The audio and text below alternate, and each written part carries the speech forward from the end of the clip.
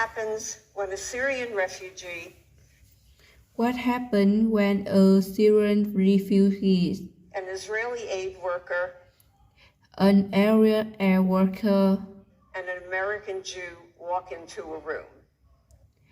and an American Jew walk into a room? No, this is not the start of a really bad joke. No, this is not the start of the really bad joke. I promise. I promise. This actually happened to me. This actually happened to me. This actually happened to me. Starting in 2015, Start in 2015.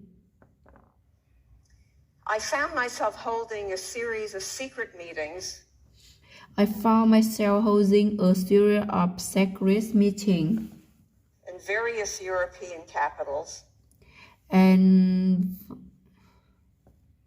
various European capitals capitals with a small group of Syrian with a small group of Syrian and Israeli civilians. and Iranian civilians. And we were there to try and And we were there to try figure out how we can get aid to the. And we were there to try and figure out how we can get aid to the Syrian people. and we was there to try and figure out how we can get aid to the Syrian people Who were enduring the worst who were enduring the worst humanitarian crisis since World War II. humanitarian crisis since World War II. But how did we end up at this table together? But how did we end up at this table together? After all, Syrians and Israelis are sworn enemies. Sworn enemies.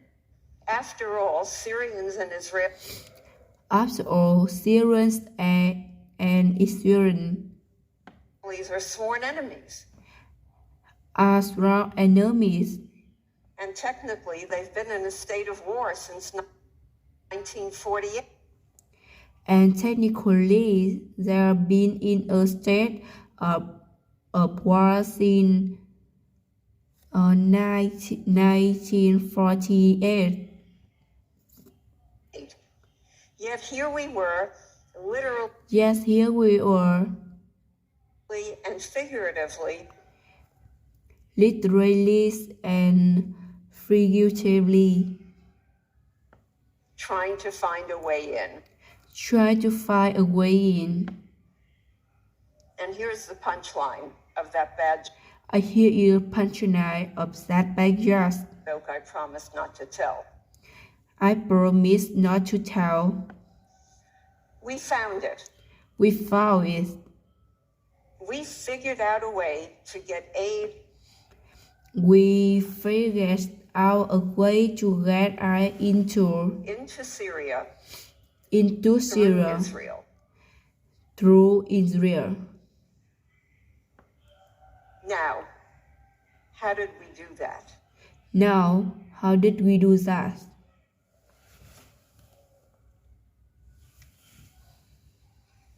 I applied a 3-step process I applied a 3-step process that I've used in a bunch of other settings, and I'm that used in the bunch of other settings. hoping that those 3 steps will be And I'm hoping that the 3 steps useful to any of you will be useful to any of you who want to do some good in the face who want to do some good of any of the myriad is afraid and of the myriad overwhelming conflict. overwhelming conflict that we're facing today, that we're facing today, including Ukraine. including Ukraine. So what are my 3 steps? So that are my 3 steps. Find an entry point. Find an entry point. Identify a gap. Identify a gap. And then find something doable And then find something doable with which to fill that gap. And then find something doable with which to fill that gap. What happens when a Syrian refugee, an Israeli aid worker, Điều gì đã xảy ra khi một người tị nạn Syria, một nhân viên cứu trợ người Iraq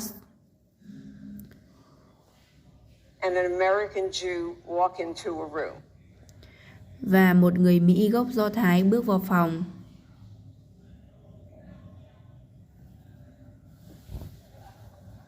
No, this is not the start of a really bad joke, I promise. Không, đây không phải là một sự khởi đầu cho một trò đùa thực sự tồi tệ. Tôi hứa. This actually happened to me. Điều này thực sự đã xảy ra với tôi. Starting in 2015, Bắt đầu vào năm 2015, I found myself holding a series of secret meetings. Tôi nhận thấy mình đang tổ chức một loạt cuộc gặp gỡ bí ẩn Various European capitals with a small group of Syrian and Israeli civilians. ở nhiều thủ đô khác nhau của châu Âu với một nhóm nhỏ người Syria và Iraq. And we were there to try and figure out how we can get aid to the Syrian people. Và chúng tôi đã ở đó để cố gắng tìm ra cách chúng tôi có thể viện trợ cho người dân Syria Who were enduring the worst humanitarian crisis since World War II. người đang phải chịu đựng cuộc khủng hoảng nhân đạo tồi tệ nhất kể từ Thế chiến thứ hai. But how did we end up at this table together? Nhưng làm thế nào mà chúng ta lại ngồi cùng bàn với nhau? After all, Syrians and Israelis are sworn enemies. And Xét cho cùng, người Syria và người Iraq là kẻ thù không đội trời chung. technically, they've been in a state of war since 1948. Và về mặt kỹ thuật, họ đã trong tình trạng chiến tranh kể từ năm 1948. Yet here we were, literally and figuratively, Tuy nhiên, chúng tôi ở đây theo nghĩa đen và cả nghĩa bóng, trying to find a way in. đang cố gắng tìm đường vào. And here's the punchline of that bad joke I promised not to tell. Và đây là mấu chốt của trò cười đùa dở khóc dở cười đó mà tôi đã hứa là không kể. We found it. We figured out a way to get aid into Syria. Chúng tôi đã tìm thấy nó. Chúng tôi đã tìm ra cách đưa viện trợ vào Syria thông qua Iraq. Through Israel. Now, how did we do that? I applied a 3-step process that I've used in a bunch of other settings. Và bây giờ chúng ta đã làm điều đó như thế nào? Tôi đã áp dụng quy trình 3 bước mà tôi đã dùng trong đống bối cảnh khác. And I'm hoping that those 3 steps will be useful to any of you. Và tôi hy vọng rằng 3 bước đó sẽ hữu ích cho những người như bạn Who want to do some good in the face of any of the myriad overwhelming conflict. Ờ,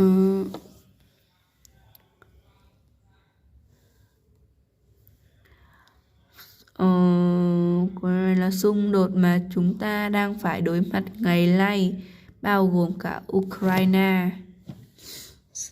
That we're facing today, including Ukraine.